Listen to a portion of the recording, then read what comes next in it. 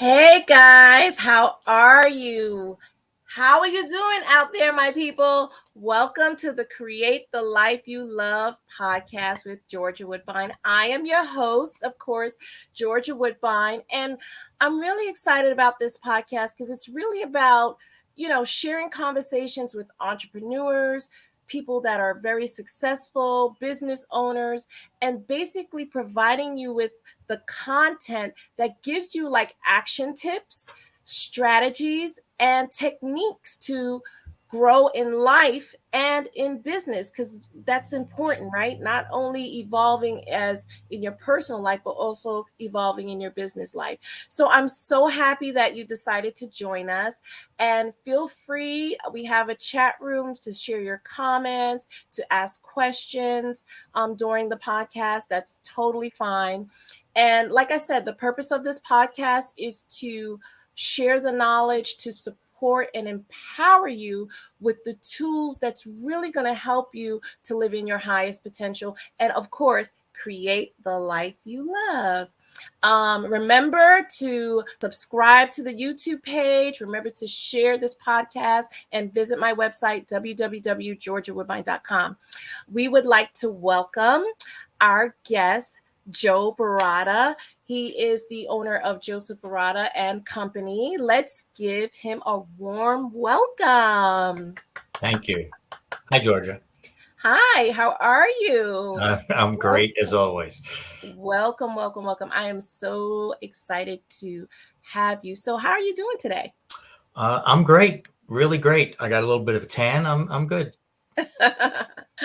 Now, I know your schedule is like super, super busy. So, I'm glad you took the time out to be on the show today. And I'm sure you have plenty of jewels and gems to share with our audience. So, why don't you start out with a little bit about telling us about your backstory and how you ended up to where you are today as far as being successful in finding your passion? Well, I'm going to try and keep it as brief as possible because I do talk a lot. Everybody knows me, knows I talk a lot. Well, I'm not even going to get into how I got into being a general contractor, but I was a general contractor for many years.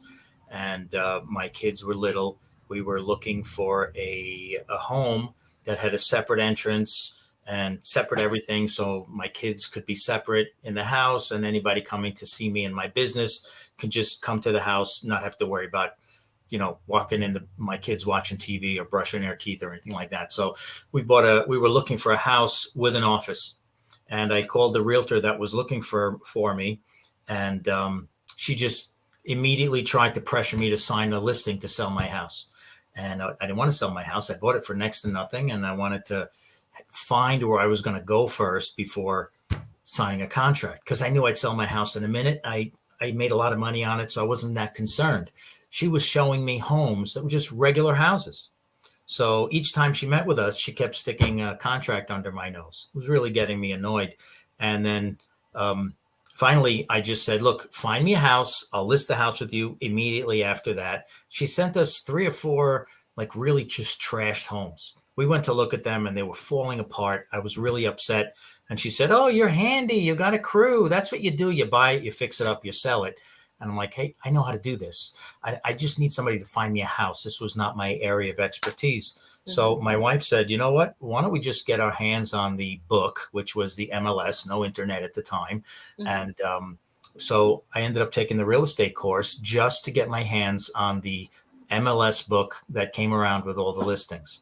Well, mm-hmm. P.S. the office that I went to work in, because you had to work for somebody when you got your real estate license. Right. I didn't want to learn anything. I just wanted to get the book, crack it open, find my house, tear the page out, and go back to my life. Right? So I went to the office, and the broker said, the new book's coming out in a couple of days, so just mm-hmm. keep dropping in. So I decided to just sit there for a couple of days. It was only a few days in, and this older at my age now, older mm-hmm. couple comes in, and he said, you know what? I double booked. Can you take these folks out to see these couple of houses?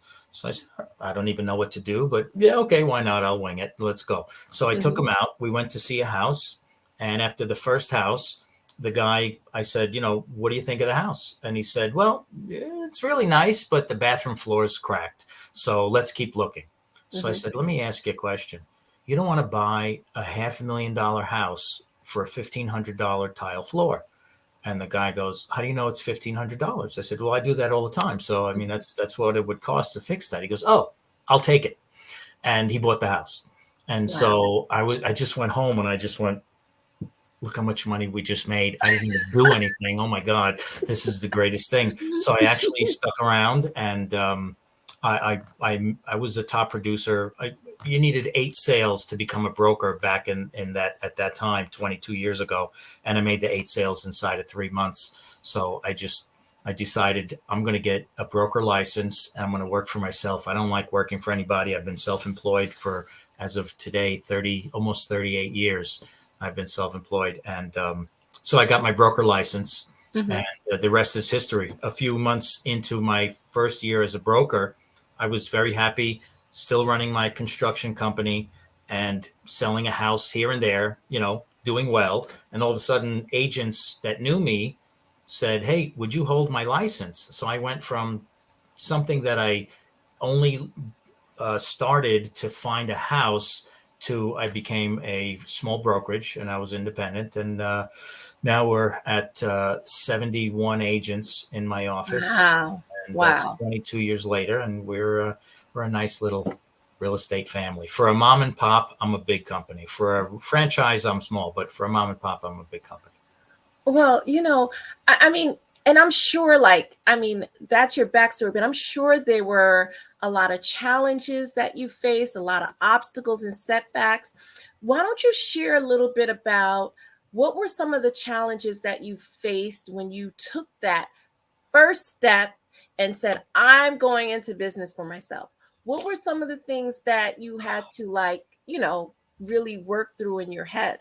Well, what most people do in their life is they look at their folks, and my folks were they were educated professionals, but they all had jobs. My mom was in the Board of Education, my dad was an engineer, and so their plan of life was you get a job, you get married, then you buy a house, then you have children, and you work in your job for 30 years, you retire and wait to die. The American And dream. yeah, yeah, American dream.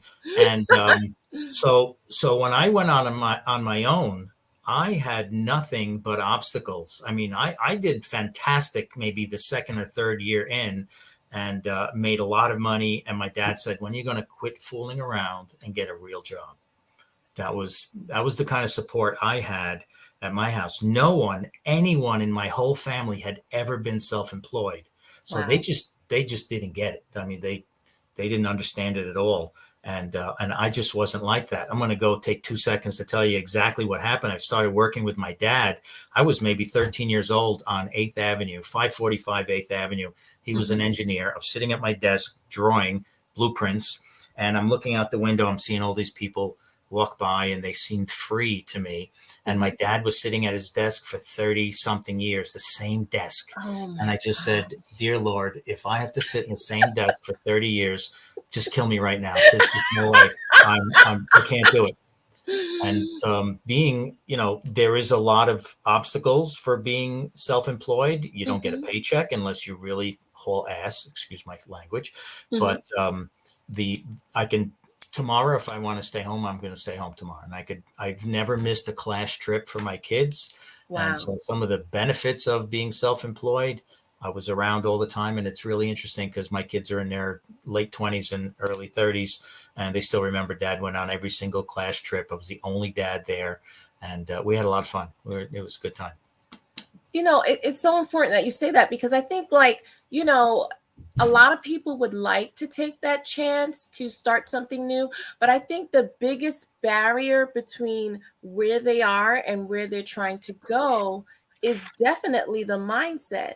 And as a life coach, I tell clients, you cannot change what you don't confront. So you first have to figure out what is it that you want. And I think that most people don't even realize there's two basic mindsets that shapes our lives. It's the fixed mindset and the growth mindset. And the fixed mindset comes from the belief that your qualities are carved in stone. This is where I grew up. This is where my family's from. This is end all. This is where I'm going to end up. And a growth mindset is basically comes from the belief that, your basic qualities are things that you can cultivate through work and effort. And I think that most people don't even realize what type of mindset that they have. And this is what's probably, holding them back from taking that next step. So, can you share one of the biggest misconceptions that people have about, one, getting into business for themselves, and two, getting into real estate? Because I think it's like it's really about how you think about things and how you materialize things. Can you just share what are the biggest misconceptions that you have with people getting into business and also getting into the real estate business? I think the best tool that somebody can have is to not start with a job. I think that's the most important. Once people have a job, most people go to work, they get there at 9 o'clock, they know exactly what to do on Monday morning. Everybody knows what to do on Monday morning. They know what to do at 10 o'clock, 11 o'clock, 12 o'clock. They get a half an hour or an hour for lunch. They got to be back in their chair by 1 o'clock, and they got to sit there till 5, but they know exactly what to do. Somebody has already pre-programmed, here's what to do. Mm-hmm. When you're self-employed, you have to fill up your time because you're your boss. So that's the tough part. Most people think that real estate is a snap. And quite honestly, it is a snap. If you focus and do the stuff, I like to tell people the stuff that you're supposed to do. What that stuff is, everybody's going to train you differently, but you have to do it. And most people step into real estate and say, okay, I'm my own boss now. And they don't even know what that means. That means get your ass out of bed in the morning. Sorry. Get your butt out of bed in the morning, get up, get dressed, and go to work. Even if it means go sit in a different room in your house and start working, you got to do that. You can't just wake up and say, I'll dabble at 11 o'clock for half an hour. You have to treat your being self-employed as a regular job, but you have to set your time. We have one of the agents in the office. I'm going to be talking about that at my meeting tomorrow. What am I doing all week? Right. So if you're self-employed, you have a 35-hour week if you work for somebody else. So your 35 hours need to be book solid for your week. Otherwise, you're only cheating you. You're not cheating me, the broker. I'm not, my life's not going to change one bit. Right. But you, the agent, you're cheating you. And all you did was waste time. You might have been, if you didn't do anything for 5 months and say, you know what, real estate's not for me, you really think about it. If you went to your job, you would have been fired after the first week for not doing your job, doing the minimal that it takes to keep your job. That is so true. A lot of people always say, when you say, can you do this or can you do that? They would say, well, I would like to do that, but I just don't have enough time. And what people don't realize, there's 168 hours in the week. So when people say to me, I don't have time to do something, I can't relate to that. I don't understand, because it's really about, what are you doing with that 168 hours a week? What are you actually doing with that time, and dissecting that time and looking at where you're wasting time? And, that's so important. And I think too, for people that's going into business, sometimes they have analysis paralysis. It's like, I just got to get enough information. I just got to get educated more. I just got to get more of this. I got to get more of that before they actually take that action and put their best foot forward and say, I'm really going to do this. They're getting ready to get ready. Getting ready to get ready. Right. So what would you say are 3 important habits to be a successful entrepreneur or a business owner? Well, one I already mentioned, actually. So there's 4, but I'll 4. Go ahead, share 4. But the first one I already said: get up, get dressed, and go to work every day. Okay. There's I forgot who the guy is that said in the military, he said you got to make your bed every morning. It gives you an accomplishment immediately. Mm-hmm. So I think it's very important to keep God in your life. So you got to wake up early. I get up at 10 to 5 every day. Doesn't matter if I'm on vacation. I don't care what night time I went to bed. I get up at 10 to 5. I get up. I have an inversion table, so I hang upside down for a few minutes and help get the blood in my head. I spend at least 20 minutes to half an hour talking to my boss upstairs, not my wife, the guy way upstairs. There you go. You go. The man up there, the boss. And so get up, get dressed, and go to work. I have to hold myself accountable. I learned a long time ago, especially with a family that was not supportive, that there's no safety net. Mm-hmm. So you have to hold yourself accountable for everything in life. I don't even want to say it that way, but for men especially, I know somebody's going to probably throw things at me now, but for men especially, there is zero tolerance for failure. Mm-hmm. Zero tolerance. I as a man, my parents are long gone. I don't have anybody to fall back on. If I fail, it's all on me. Mm-hmm. So you got to hold yourself accountable every day. If I Right. don't do something every day, like when I'm even on vacation, I feel so guilty that I didn't actually do something. It's hard to disconnect sometimes and just say, you know, I'm not going to do anything today. It's very hard to do, especially when you've Mm-hmm. been doing it for almost 40 years. Um, don't quit. That's something that is a really important habit. Don't quit. I'm constantly looking for new things, how to add to my education. And it's hard for a 60-year-old guy to have to learn. I just learned a new app the other day. We just did Linktree. Oh my God. That's a whole nother thing Linktree. I have to learn. Okay. Yes. And then the list is gonna go on. There's gonna It be just more. keeps So. going. So it's like, oh my God, I got to learn another thing. But you know what? It's good. It's necessary. Quitting is dead. I see a lot of people, they retire from their job and all they do for recreation is go to doctor visits. And so I have this expression, I said they're just waiting to die. Some people take 20 years to die, some people take 30, and I don't want to wait to die. I want to keep going, and I want to enjoy every day. So it's important. And then the other thing is, for to be a successful entrepreneur, business owner, you have to be a leader. You have to learn to talk to people. And as a contractor, I Mm-hmm. found that there were people that I worked for that never were in charge of anybody before. And so they're hiring you to do their bathroom or their kitchen. And Right. they think that being a boss or being in charge of somebody means you got to be mean and nasty. People don't want to follow mean and nasty. People No. don't want to be coddled either. They Right. want you to know how to do everything so they can come to you, but you need to lead. And if you're going to be self-employed and be on your own, that accountability and being a good leader is having people not hate you. Right. They don't have to come to your house for dinner every day, but they really need to respect you, and you Absolutely. have to like I said, I hold myself to a higher standard. Another thing is, in business, you have to know how to do everything. If you're the orchestra leader, Right. this guy waving the stick, I always thought that was amazing until I found out that guy's called the maestro because he knows how to play every single instrument There you perfect. go. So when he's telling the guy over It there looks so to come up, simple, right? it But looks like he's no. just swinging a stick around, right? It's like, wow, I want that job. That guy knows how to do everything. And that's something that if you're going to be in business, you got to know how to do everything so that you can actually empathize with somebody who's struggling in their particular position and say, here's how I did it. And Right. here's what I did to make life a little easier for me because I did that job before. You did this too? It's like when you have an old grandpa and you look at him and you forgot, or you just can't imagine that he was a kid at one time. Mm-hmm. And he's giving you advice. My wife's grandfather was almost 102 when he died. And Oh, he wow. gave you a lot of advice. My dad gave me a lot of advice. I just didn't listen to my dad as much. I should have listened more. A lot of good advice. And you take that because they've already been there. So as Right. a leader, if you've already accomplished a lot of these things, you can empathize and help people get to their goals because you already did. Wow. Wow. And to segue to that, because I know like Told you I talk a lot. as I love it. I love it. We got to do another show so we can get some more stuff out of you, because I know you have so much information to share that people want to know. But like you talked about, like being in business, and of course when you're passionate about something and when you're working for yourself, sometimes you lose track of time and you get so caught up in your business.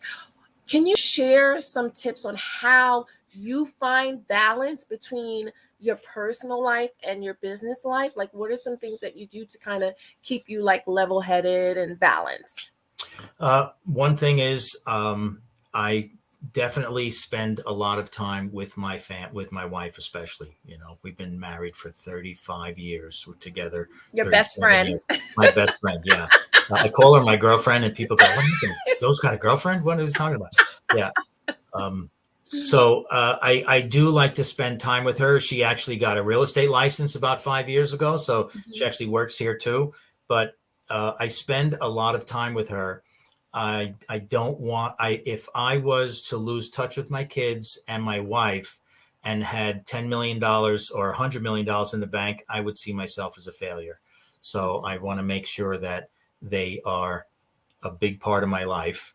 And then again, um, the Almighty. I want to hear, "Well done, good and faithful servant," when Mhm. my time is up, and you're not going to get that if I don't spend any time talking to Him. And there's in Matthew 6:33, I believe, Mhm. "Seek ye first the kingdom of Of God," and God, and all things yeah, and shall then be added unto you. His righteousness, and all these other things will be added to you. There you And go. that's really important to Yeah, me. I think that's awesome that you say that, because I'm a Christian and I'm a very spiritual person, and I think even in life in general, it doesn't, like you said, it doesn't matter how much money you have. That doesn't really equate to you being happy, and I think that most people, they don't realize that. They think that money is going to fill that void, and you really have to dig deeper and find out like what you're passionate about, what brings you joy, what brings you happiness, what makes you feel good, really. And then try to break down and say, okay, well, this is my skill set, this is my passion, these are the things I've learned through education, these are the things I've learned through job experience. How can I connect these dots and make it work for me? And I think sometimes some people get it sooner in life and some people get it later in life, and that's fine. So, you know, what would you say, like, how important would you say like mindset is to achieving someone's goals? Because I know it's crucial. Yeah. Well, my if you don't see the end result or something, then I mean you don't know where you're going. You're gonna have a roadmap. Again, I'm going to get spiritual again. In the book of Joel, it says, "Let the weak say, I am strong." Um, you have to. I guess some people would call it affirmations, Hmm. but it's very important to see yourself where you want to be. Hmm. You got to keep that going all the time. You have to see the end result, and it's got to be clear in your head where you're going. Because if you don't have a map, then you just be wandering around, and then you lose interest. If you Hmm. don't have a direction of where to go and have the mindset that this is what I'm going to do. If somebody says, if you aim high, at least you'll hit something, right? And you gotta really have a target in mind of where you'd like to be. Even if you don't get there, I've found that I need to enjoy the journey. Right. More and more we look at our world and say, you know what? No, I'm just every day is a gift. I want to make sure that I enjoy every single day, and and still go on that course. I think one expression is you learn to dance. I've Hmm. done that in my office meetings. It's 3 steps forward, 2 steps back. Three Hmm. steps forward, 2 steps back. Because life happens, challenges happen, and you're like, oh my God, something happened, and I'm totally off track. And then you just got to start from the beginning and set a goal and head out there, right? And goals change too. They don't always, what I wanted years ago in my Hmm. life and for me is completely different now. I mean, night and Exactly. day different. As I'm getting older, I've gotten much more simplistic in what I'm looking to do. I could go fishing every morning for an hour, and everything else, I'm not sure what I want to do after that. I just don't want to retire with no goal, because I know George Burns lived to be 100. He Yes, had you he was did. booked till he was 100. Unfortunately, my dad was a brilliant engineer, and Hmm. he retired at 72 years old and didn't have anything to do. Wow. And we all watched him like deteriorate. Took 20 years, but Wow. it was a terrible thing to do, to just have nothing going on and just living. You know what I mean? Just I know. I and like I know. said, it's almost like they're waiting to die. Yeah. I hate saying it that way, but Yeah. anyway. Why don't you share your website, Joe? Like where people can find you, like what's your website and where they can Sure. find you on social media?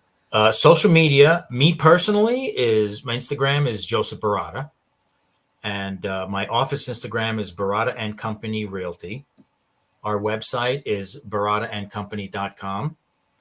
And same thing, YouTube, really easy to find there, scrolling across the bottom. TikTok, we just started doing some TikTok videos. I got 6 or 7 up so far, and they're fun. I can't believe 3,000 people see your video in 5 minutes. It's amazing.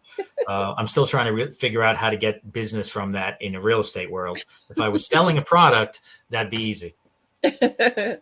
Absolutely, absolutely. So, I know we're going to be closing up soon, but there's 2 more questions that I have for you. And one is, I usually close with my signature question, and that is, if you were to look in the mirror, what would you tell your younger self? Well, as advice to myself, you mean? Right. What would Yeah. you look in the mirror and tell your younger self before you went through all the challenges, the obstacles, the setbacks, the lessons learned? Like, what would you look in the mirror and tell your 10-year-old self? My 10-year-old self. Oh wow. I was a pretty crazy young kid, but I took a lot of chances, especially being self-employed. As many as I thought there were, I would tell myself to do it even more. I would take more chances. I would go out on a limb lots more, because every time I did, it was scary, but I made a new accomplishment or a new success. So I would take more chances. I would say to take more chances. And then as I started out in business, I would delegate more. Mm-hmm. I took a lot of responsibility on myself, and I would probably learn to delegate a little more early on. I Mm-hmm. could have probably would have changed directions, you know. Oh, wow, wow. So what's next for Joe Baratta? Like, what are some, like you said, you set a new goal all the time. You have like a new vision. Like, so what's next for you? Like, you meet this goal, you're successful in this area. What's next for you?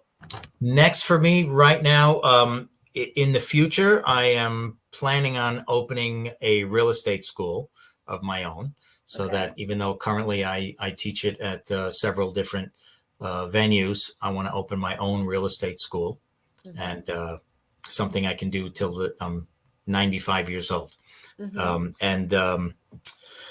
And the other thing is, I'm trying to finish my book. I got a book that is called The Job I Like. I know we discussed it, and you said, why not The Job I Love?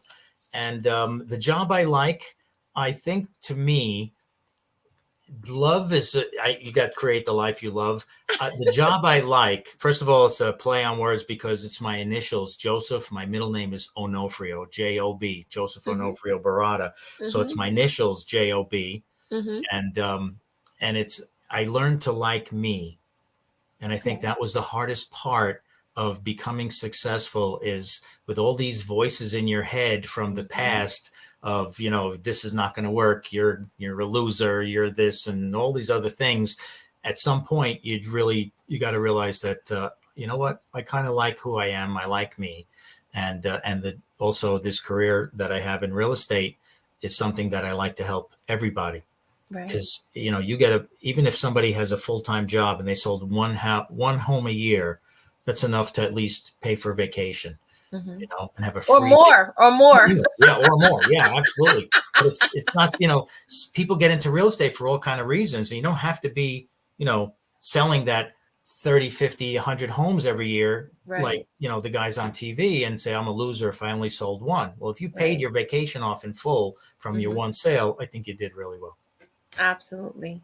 Well, thank you so much, Joe, for joining us. Like I said, make sure that you remember to like, subscribe, and share this podcast to as many people that you know. Remember, we all have the freedom of choice to be mindfully aware, to create the experiences that we desire, more of the things we want and less of the things that we don't want. We have what? The gift of choice. We can choose how to create the life we love, how to create the life we like, how to create the job we like. So, just make sure you share this video, listen to everything that was shared, because I can guarantee you out there, there's people out there that would really really appreciate a lot of the tools and the tips that you shared. So I want to say thanks for joining us. I Thank definitely you. want to have you back because I know you got more of a story to tell us. Thanks, Georgia. I So I appreciate would being love here. to have you back. But I just want to thank you again for taking the time out to be on this podcast. Like I said, remember to like, share, subscribe to the YouTube channel, Create the Life You Love. It's all about sharing information so more people can learn how to create the life that they love. Thanks for joining us. We love you. We appreciate you. And tune in for the next show. We have it the first Fridays of every month. And I've been getting a lot of requests. So I think we're going to be starting to do it twice a month.